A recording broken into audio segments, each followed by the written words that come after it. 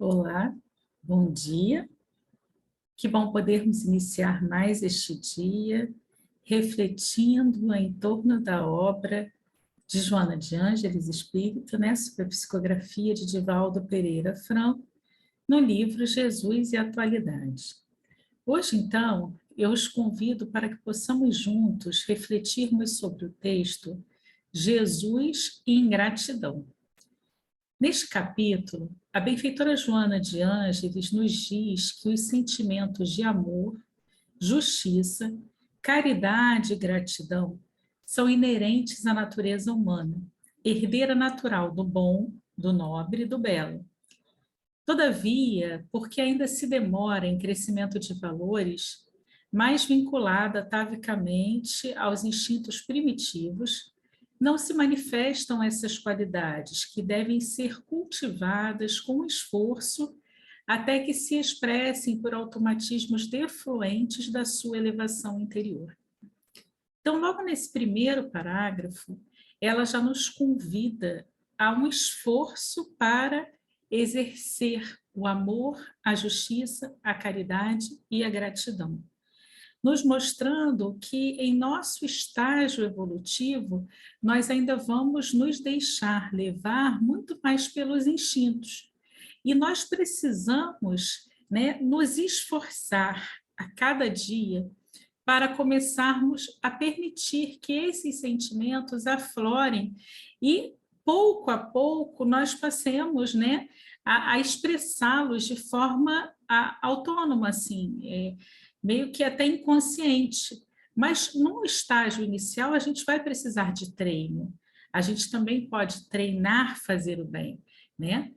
E aí o que ela coloca, que em face a essa nossa, né, limitação, né, a nossa posição evolutiva atual, é muito mais comum que a gente perceba manifestações agressivas, as rebeldias, as ingratidões que aturdem, mantendo um clima mental e emocional belicoso entre os homens.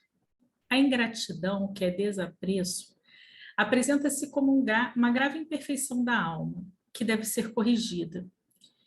O ingrato, ele é um enfermo que se combure nas chamas do orgulho mal dissimulado, da insatisfação perversa. A si todos os direitos e méritos se atribui, negando ao benfeitor a mínima consideração, nenhum reconhecimento. É aquela pessoa que, mas eu fiz, né? E não reconhece o auxílio e a contribuição de ninguém que caminha ao seu lado. Olvidando-se rapidamente do bem que lhe foi dispensado, silencia o mesmo quando não pensa que o recebido não passou de um dever para com ele, insuficiente para o seu grau de importância. A ingratidão é uma chaga moral purulenta no indivíduo que debilita o organismo social onde se encontra. Os ingratos são numerosos, soberbos, autossuficientes, independência mórbida, porém, dos sacrifícios dos outros. Jesus sempre admoestava os ingratos que lhe cruzavam o caminho. Nunca lhe faltaram, no seu ministério, essas pessoas. No admirável fenômeno da cura orgânica dos 10 leprosos, né, dos 10 nancenianos, patenteia-se a ingratidão dos beneficiados e a interrogação do mestre diante daquele que havia retornado para agradecer. Onde estão os outros? Não foram 10 os curados? 9 foram apressados para o gozo e a algaravia, recuperados por fora, sem liberação da doença interna, que desapareceria somente a partir do momento em que fossem agradecer, porque esse agradecimento não era no sentido de que Jesus era vaidoso e queria receber o agradecimento, não, porque ele tinha plena consciência de que aquilo ali não era dele. Mas era justamente porque, no momento em que aquele indivíduo se coloca numa postura de reconhecer o auxílio do próximo, de reconhecer que ele recebeu ajuda para algo, ele se modifica psicologicamente e moralmente, ele se faz humilde diante do outro, ele percebe que ele tem limites e que ele precisa do auxílio das outras pessoas. Na tragédia do Calvário, não se encontrava presente nenhum dos que foram beneficiados por Jesus. E olha que tinham sido muitos.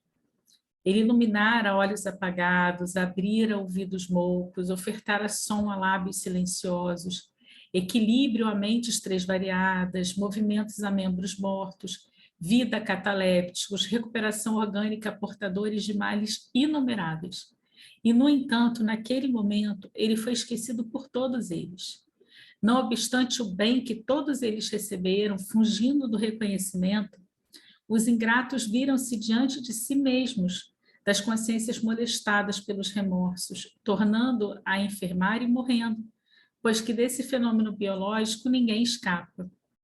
O mestre conhecia as debilidades morais do homem e sempre se preocupava em alcançá-las, a fim de que as pretendidas curas alcançassem as matrizes das doenças, onde as mesmas se originam, erradicando-as de modo que não voltassem a produzir miasmas e males perturbadores. A sua era uma constante proposta de renovação de metas, de atitudes, de pensamentos. Sendo o exemplo máximo, pedia que o vissem, isto é, que lhe tomassem a conduta de desapego das paixões cáusticas e cuidassem de uma só coisa necessária, que é o reino de Deus embutido no coração. Na busca do mais importante, o seu encontro elimina o secundário, que deixa de ter valor para ceder lugar ao essencial, que é o necessário. Os homens, porém, na superficialidade dos seus interesses, anelam apenas pelo imediato, que lhes satisfaz no momento, deixando-os ansiosos outra vez. Por imaturidade espiritual, ceifam a árvore de onde retiram os frutos do hoje, acreditando com ingenuidade que não terão fome amanhã. E quando esta se apresenta novamente, não tem onde recolher o alimento. Assim agem os ingratos. Toldam a água da fonte que os dessedentou, queimam o trigal que lhes deu pão, cortam a planta frutífera que os alimentou, afastam o amigo generoso que os socorreu. Em contrapartida, vivem a sós, amesquinhados em si mesmos por conhecerem o íntimo. Desconfiados, neurotizam-se, arbitrários são desamados, soberbos passam ignorados. Desse modo, não te preocupes com os ingratos dos teus caminhos de amor. Prossegue ofertando luz, sem te inquietares com a teimosia da treva. Onde acendas uma lâmpada, a claridade aí derramará dádivas. Os teus beneficiários que te abandonaram, esqueceram ou se voltaram contra ti, aprenderão com a vida e compreenderão mais tarde o que fizeram.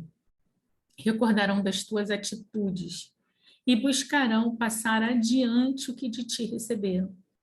Não é, portanto, importante o tratamento que te deem em retribuição, mas sim o que prossigas fazendo por eles. Então, nessa mensagem, Joana nos traz tantas contribuições interessantes, né? E uma coisa que me chamou muita atenção quando eu li a primeira vez esse texto foi quando ela tenta fazer uma analogia entre a nossa relação com a natureza, essa relação predatória que nós humanos temos de saber que, apesar dos recursos naturais terem um limite, a gente vai até o esgotamento máximo ali, né? E ao mesmo tempo, a gente não reconhece, né, o quanto a natureza é benéfica, o quanto ela... E assim são os ingratos, né? Muitas vezes recebem um benefício e não conseguem reconhecer. Acham-se acima de tudo. Somente eles conseguiram determinada coisa. Não são capazes de ter gratidão por aqueles que passaram por sua trajetória. E diante de um mínimo percalço do outro, ainda recriminam, acusam, afastam-se, cancelam. Esses são os verdadeiros ingratos, que não percebem que, na verdade, estamos numa vida em sociedade para que possamos trocar e crescer juntos, aprendermos uns com os outros. Ninguém consegue passar por toda uma trajetória terrena sozinho, isolado. Ninguém cresce se não tiver essa troca, se não tiver esse intercâmbio de ideias, de oportunidades, de auxílio mútuo. Isso é parte da vida, do viver, é essa busca por essa vida de relações. E nós precisamos sim ser gratos. Mas diante da ingratidão, o que Joana nos aconselha? Que nós não nos ocupemos em ficarmos a lamentar pelo comportamento do próximo, que a gente prossiga auxiliando o mais que pudermos. Porque mais importante do que recebermos o reconhecimento pelo bem que tenhamos feito, é que aquela pessoa, ao adquirir consciência, consiga lembrar do nosso exemplo e consiga perpetuar, seguir um caminho de generosidade, de bondade, de amor. Então, nem todos ainda são capazes de ter esse sentimento genuíno da gratidão. Nem todos são capazes de terem, né, bondade, generosidade. Entretanto, lá no início, Joana já disse, é preciso treino, é preciso esforço.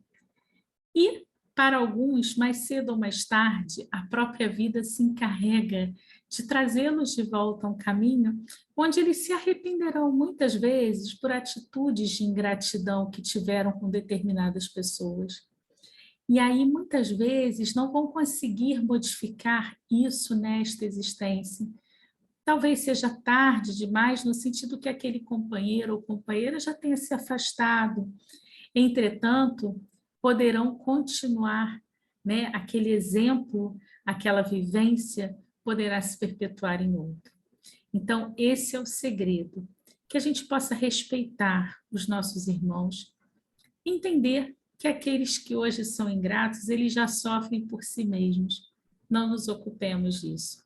Busquemos fazer a nossa parte, o nosso melhor a cada dia, buscando ter gratidão por todas as oportunidades que nós temos, pela nossa vida, por essa indumentária física que nos permite, né, vivenciar essas experiências da matéria, por todos os companheiros de jornada, os amigos que nos acalentam nos momentos difíceis, nos acompanham nos momentos da alegria, e aqueles inimigos que nos mantêm alertas, atentos para as nossas próprias imperfeições, nos tornando mais vigilantes em relação a nós mesmos.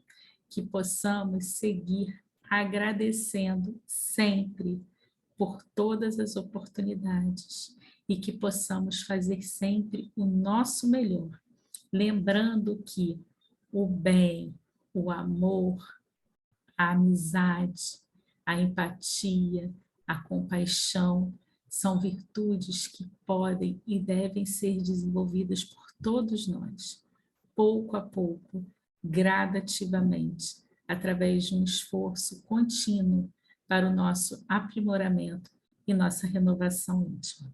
Muita paz para todos. Encontro vocês aqui na próxima terça-feira para continuarmos juntos estudando Jesus e a atualidade. Que Deus os abençoe.